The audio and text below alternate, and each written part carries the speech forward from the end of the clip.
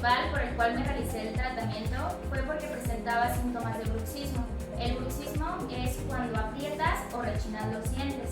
En mi caso, amanecía con esta parte del músculo con mucho dolor, dolores de cabeza y dolor en la articulación.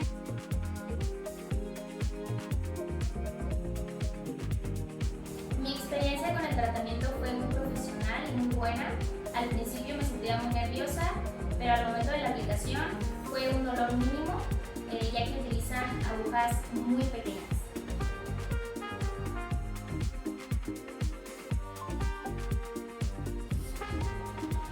Al día de hoy llevo 8 días después de la aplicación y he sentido muchos cambios en los músculos de la masticación.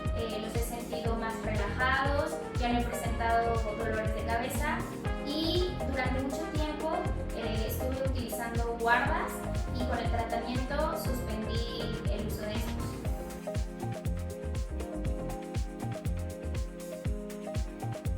Lo recomiendo totalmente, no tengan miedo, es un tratamiento muy noble y no es invasivo, están en manos de profesionales y como odontóloga recomiendo Idona Elvir para el tratamiento del bruxismo.